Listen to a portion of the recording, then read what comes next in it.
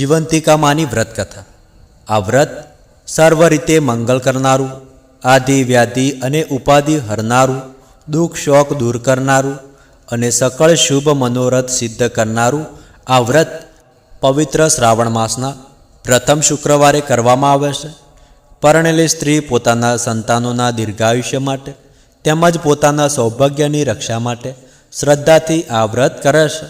આ વ્રત કરનાર સુહાગણ સ્ત્રીના સંતાનોની માં જીવંતિકા સર્વ પ્રકારે રક્ષા કરે છે। આ વ્રત શ્રદ્ધાથી કરનાર સુહાગણ સ્ત્રીના બાળકની દેશ પરદેશમાં, શહેર જંગલમાં, અંધારામાં અને અજવાળામાં દરેક પ્રકારે માં જીવંતિકા તેની રક્ષા કરે છે। પુરાણોએ અતિ પવિત્ર માનેલા આ વ્રતનો પ્રભાવ એટલો બધો છે કે જેના બાળક જીવતા ના હોય એ વધારે જીવે છે અને વળી દીર્ઘાયુષ્ય પામે છે। વંધ્યા સ્ત્રી પુત્ર રત્ન પામે છે। માં જીવંતિકાના પ્રતાપે તેનું વાંજ્યા મેણું ટળે છે। વળી આ વ્રતનું મહાત્મ્ય એવું છે કે વિધવા સ્ત્રી પણ પોતાના સંતાનોના દીર્ઘાયુષ્ય માટે તેમજ તેની રક્ષા માટે આ વ્રત કરી શકે છે। પવિત્ર શ્રાવણ માસના પ્રથમ શુક્રવારે દયાના સાગર માં જીવંતિકાનું વ્રત શ્રદ્ધાથી શરૂ કરવું। કોઈ સ્ત્રીને અડચણ હોય, આવરણ હોય કે કોઈ પ્રતિકૂળતા હોય તો આ વ્રત બીજા શુક્રવારથી પણ શરૂ કરી શકાય છે। પવિત્ર શ્રાવણ માસનો દરેક શુક્રવાર આ વ્રત માટે શુભ છે। આ વ્રત કરનાર સુહાગણ સ્ત્રીએ પીળા વસ્ત્રો કે પીળા અલંકાર ધારણ કરવા નહીં। આ વ્રત કરનાર સ્ત્રીએ લાલ વસ્ત્ર જ ધારણ કરવા। વિધવા સ્ત્રીએ શ્વેત વસ્ત્ર ધારણ કરવા। વળી લીલા પીળા મંડપ નીચેથી પસાર થવું નહીં અને વહેતું પાણી ઓળંગવું નહીં।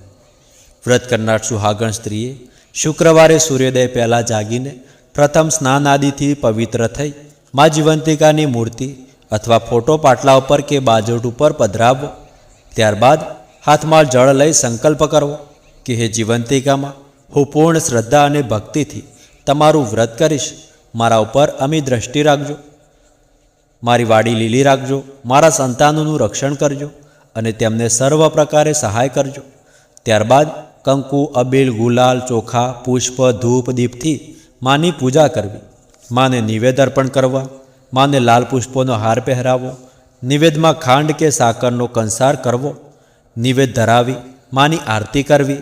આરતી 1 દીવાથી અથવા 5 દીવાથી કરવી। આરતી કર્યા પછી હૃદયની અપૂર્વ શ્રદ્ધાથી માની સ્તુતિ કરવી। જાણે અજાણે કોઈ ભૂલ થઈ હોય તો ક્ષમા માંગવી। સંતાનોની સહાય માટે માં જીવંતિકાનું વ્રત કરનાર સ્ત્રીએ જમણા હાથમાં ચોખાના દાણા રાખી માને વિનંતી કરવી કે હે માં જીવંતિકા, ત્રિભુવનમાં તારો જય જયકાર છે। તું મારા સંતાનોને દીર્ઘાયુષ્ય આપજે, તેમની સર્વ સ્થળે સર્વ પ્રકારે રક્ષા કરજે। આ પ્રમાણે માને વિનંતી કરી ચોખાના દાણા પોતાના સંતાન ઉપર નાખવા। સંતાન બહાર ગામ હોય કે પરદેશ હોય તો ચોખાના દાણે ચારે દિશામાં ઉડાડી દેવા। ત્યારબાદ પ્રણામ કરી મા સામે ખોળો પાથરવો। અજ્ઞાનતાના કારણે જાણે અજાણે કોઈ ભૂલ થઈ હોય, કોઈ દોષ લાગ્યો હોય તો માની ક્ષમા માંગવી। વ્રતમાં અજાણતા કોઈ ભૂલ થાય તો દરિયાવ દિલ માં જીવંતિકા અવશ્ય માફી આપે છે।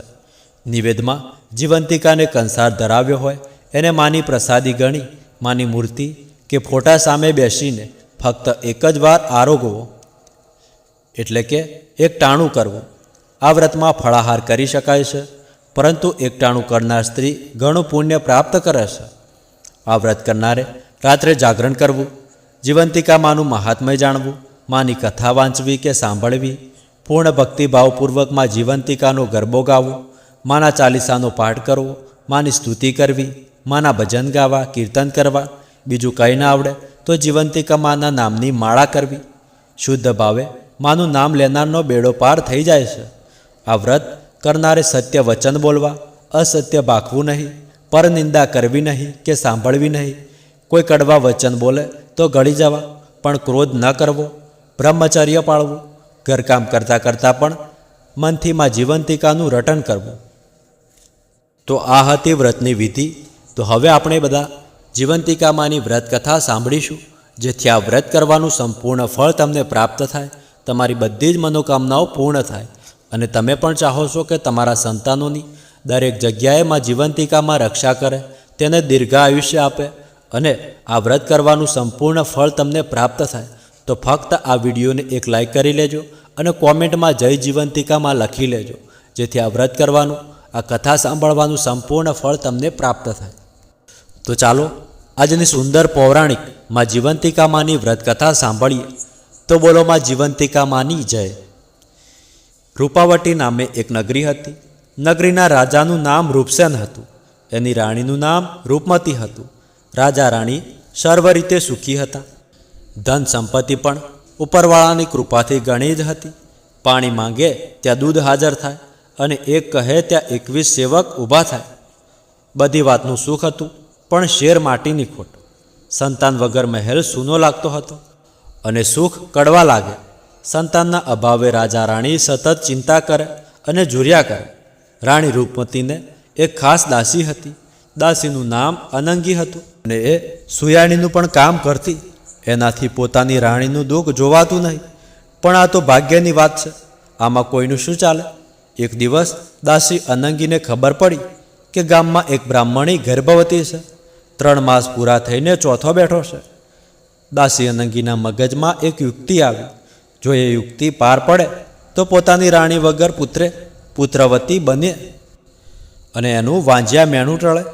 દાસી રાણી રૂપમતી પાસે જઈને કહેવા લાગી કે ગામના પુરાણી પ્રિયવદનની પત્ની પદ્માને સારા દિવસો જાય છે.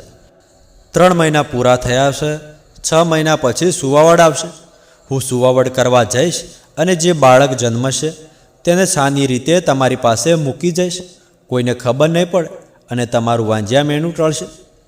રાણી રૂપમતી તો આ વાત સાંભળીને રાજી થઈ ગઈ અને વારંવાર દાસી અનંગીનો ઉપકાર માનવા લાગી.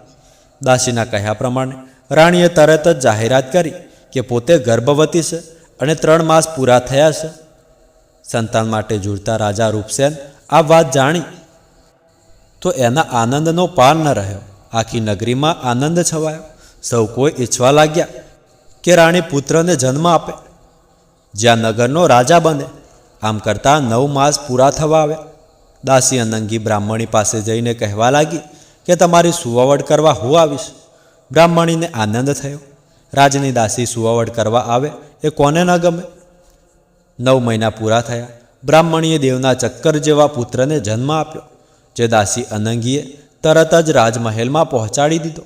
કોઈને ગંધ પણ ન આવી. મહેલની વડારણે તરત જ રાજા પાસે દોડી જઈને વધામણી આપી કે રાણીમાએ પુત્રને જન્મ આપ્યો છે. રાજાએ એને મોતીની માળા ભેટ આપી. વાયુ વેગે નગરમાં વાત ફેલાઈ ગઈ. આખા નગરમાં આનંદ છવાઈ ગયો. સાકરના પેડા વેચાયા. રાજાએ ગરીબ ગુબારોને દિલ ખોલીને દાન કર્યું. રાણીએ દાસી અનંગીને મોં માગ્યું ઇનામ આપ્યું. આ બાજુ બ્રાહ્મણીના ઘરમાં શોક છવાઈ ગયો. બ્રાહ્મણીને બાળક અવતર્યું છે તે ક્યાંક ગુમ થયું છે, પણ ક્યાં ગુમ થયું છે એની કોઈને ખબર પડી નહીં.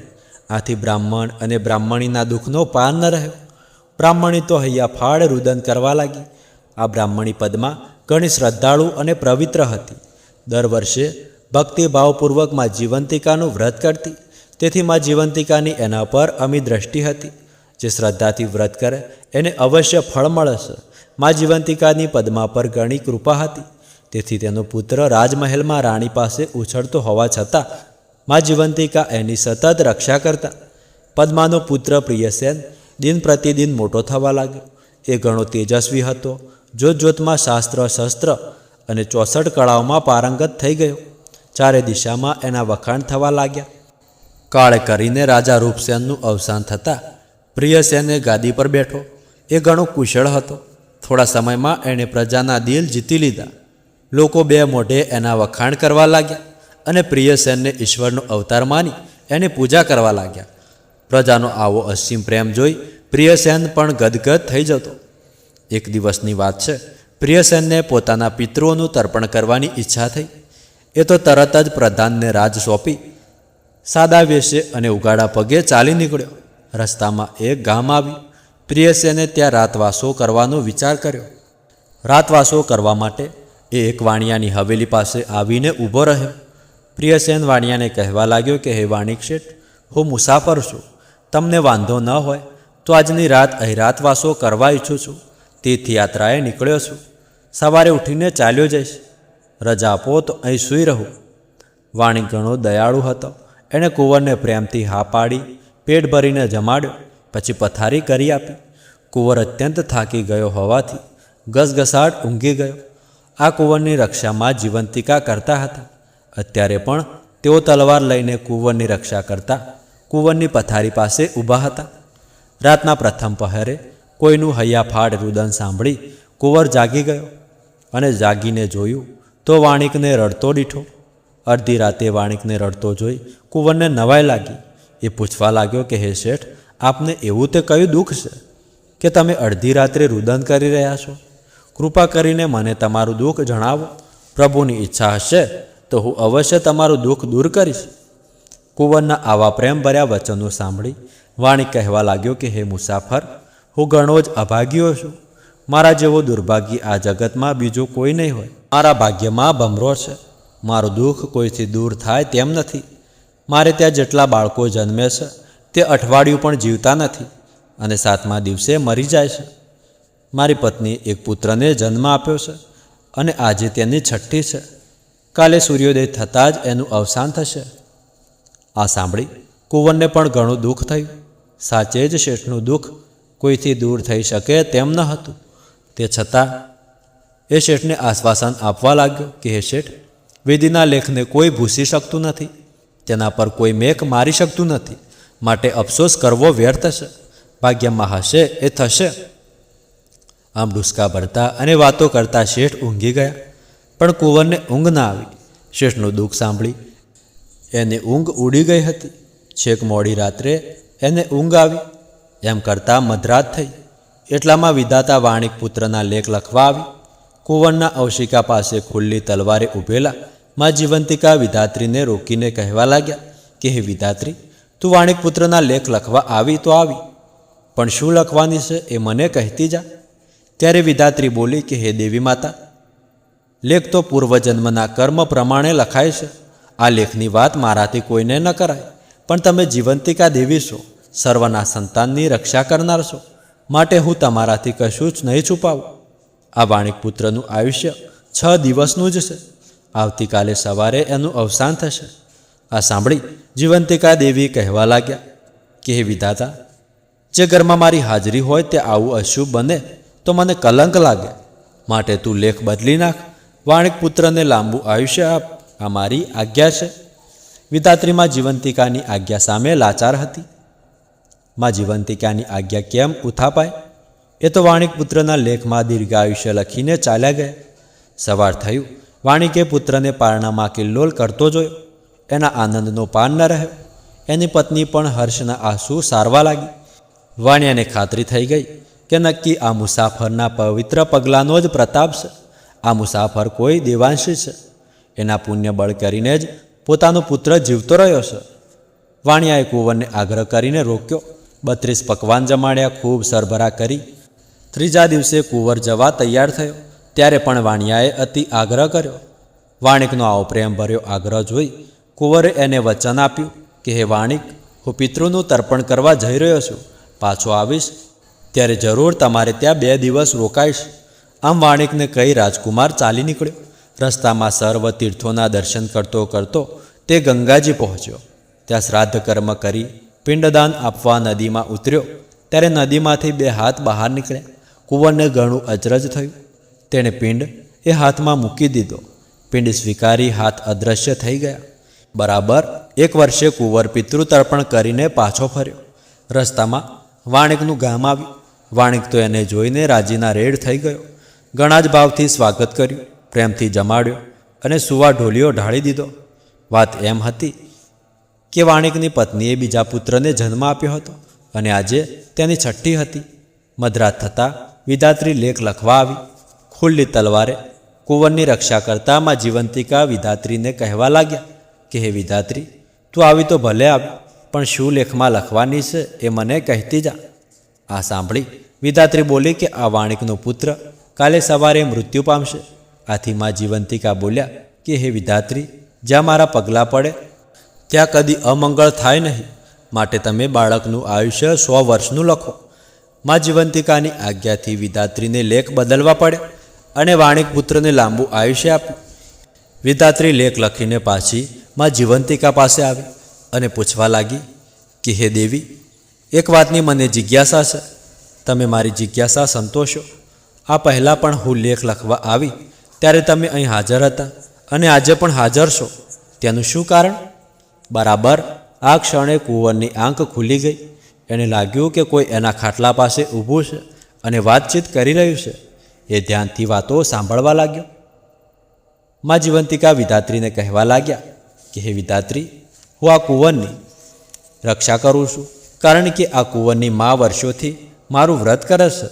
આજ સુધી એ એક પણ શ્રાવણ માસ ચૂકી નથી. એટલું જ નહીં, એ દર શુક્રવારે મારા નામનો દીવો કરે છે તથા મારી ભક્તિ કરે છે. એ પીળા રંગના વસ્ત્ર અલંકાર ધારણ કરતી નથી, પીળું અનાજ ખાતી નથી. એની ભક્તિ પર હું ઘણી ખુશ છું. આ કુંવર એનો પુત્ર છે, તેથી હું રાત દિવસ એની સાથે રહી એની રક્ષા કરું છું. મા જીવંતિકાની વાત સાંભળી વિધાત્રીને ઘણો આનંદ થયો અને એ કુંવરને આશીર્વાદ આપીને ચાલી ગઈ. સવાર પડતાં જ વાણિકે પોતાના પુત્રને પારણામાં રમતો જોયો. વાણિયો અને વાણિયાન આનંદમાં આવી ગયા અને કુંવરને કહેવા લાગ્યા કે તમારા પવિત્ર પગલાંનો જ આ પ્રતાપ છે. તમારા પગલાંથી અમારું ઘર પાવન થયું, મારા બંને પુત્રો જીવી ગયા. માટે તમારી સેવા કરવાનો અમને અવસર આપો, તમે અહીં રોકાઈ જાઓ. ત્યારે કુંવર કહેવા લાગ્યો કે હે વાણિક, હું તો નિમિત્ત છું. મા જીવંતિકાના પ્રતાપે તમારા પુત્રો જીવી ગયા છે. માટે મા જીવંતિકાનું વ્રત કરજો, એની ભક્તિ કરજો. એક દિવસ વાણિકની મહેમાન ગતિ માણીને કુંવરે વિદાય લીધી. ચાલતો ચાલતો પોતાના રાજ્યમાં આવ્યો. કુંવરનું ધામધૂમથી સ્વાગત કરી સામૈયા કર્યા. મહેલમાં જઈને કુંવરે રાણીને પ્રણામ કરતાં પૂછ્યું કે હે માતાજી, તમે અત્યારે કયું વ્રત કરો છો? ત્યારે રાણી બોલી કે બેટા, મેં તો ક્યારેય કોઈ વ્રત કર્યું જ નથી, પણ તારે કેમ આવું પૂછવું પડ્યું? કુંવરે જવાબ ના આપ્યો, પણ એ સમજી ગયો કે આ મારી સગી માં નથી, મને જન્મ આપનાર માં કોઈ બીજી જ છે. એ માં જીવંતિકાનું વ્રત કરી રહ્યું છે. મારે ગમે તેમ કરીને મારી સગી માને શોધી કાઢવી જોઈએ. એવામાં પવિત્ર શ્રાવણ માસ આવ્યો. કુંવરે પોતાની માતાને શોધી કાઢવાની યુક્તિ કરી. આખા નગરમાં ઢંઢેરો પીટાવ્યો કે આવતીકાલે પવિત્ર માસનો પ્રથમ શુક્રવાર છે, માટે અબાળ વૃદ્ધ સૌએ પીળા વસ્ત્ર પહેરીને મહેલમાં જમવા આવવું. જે નહીં આવે તેને કઠોર સજા થશે. બીજા દિવસે સૌ પીળા વસ્ત્ર ધારણ કરીને મહેલે જમવા આવ્યા. બધા જમી રહ્યા પછી કુંવરે સેવકોને આજ્ઞા કરી કે જાઓ, નગરમાં જઈને તપાસ કરો, કોઈ જમ્યા વગરનું રહી તો નથી જતું ને? સેવકો તપાસ કરવા ગયા. થોડી વારે પાછા આવીને કહેવા લાગ્યા કે હે રાજાજી, નગરમાં એક બ્રાહ્મણી જમ્યા વગરની છે. એ કહે છે કે હું જીવંતિકા માનું વ્રત કરું છું, તેથી પીળા વસ્ત્ર પહેરીને જમવા નહીં આવું. કુંવર સમજી ગયો કે એ જ મારી સાચી જનેતા. તરત જ એણે સેવકો સાથે લાલ વસ્ત્ર મોકલ્યા. એ પહેરીને બ્રાહ્મણી જમવા આવી. ત્યાં કુંવર જાતે હાજર હતો. મા દીકરાએ એકબીજાને જોયા. આંખમાં અમી ઉભરાણા. મમતા જાગી ઉઠી. બ્રાહ્મણીના સ્તનમાંથી દૂધની શેર છૂટીને સીધી કુંવરના મોંમાં પડી. બધા આશ્ચર્યચકિત થઈ ગયા. અવાક નજરે નિહાળવા લાગ્યા. ત્યારે કુંવર ખુલાસો કરતા બોલ્યો કે આજ મને જન્મ આપનારી સાચી જનેતા છે.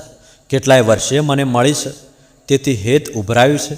ત્યારે બ્રાહ્મણી કહેવા લાગી કે બેટા, તારી માતા તો રાણી છે, છતાંય તું મને મા કેમ કહે છે?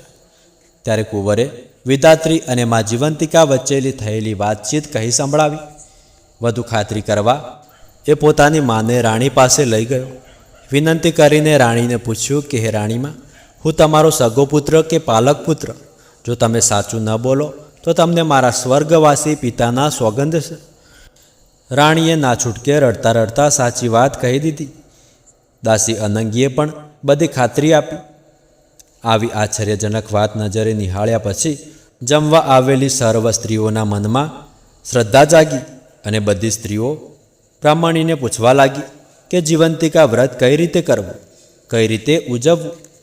બ્રાહ્મણીએ જીવંતિકા વ્રત કેમ કરાય એની સમગ્ર વિધિ જણાવતા કહ્યું કે પ્રથમ શ્રાવણ માસના પ્રથમ શુક્રવારે વ્રત શરૂ કરવું. અડચણ કે આવરણ હોય તો બીજા શુક્રવારે શરૂ કરવું. વ્રત કરનારે પીળા વસ્ત્ર કે પીળા અલંકાર ધારણ કરવા નહીં. પીળું અનાજ ન ખાવું. લીલા પીળા મંડપ નીચેથી પસાર ન થવું. સવારે સ્નાન કરી બાજટ ઉપર મા જીવંતિકાનું સ્થાપન કરવું.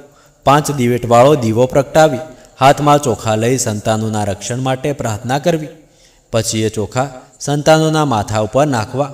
સંતાનો હાજર ન હોય તો ચારેય દિશામાં નાખી દેવા. માને કંસાર કે શીરાનું નિવેદ ધરવું. એ નિવેદને માની પ્રસાદી માની એમાંથી એકટાણું કરવું. વધેલો પ્રસાદ વહેંચી દેવો. 5, 7 કે 9 વર્ષે વ્રત ઉજવવું.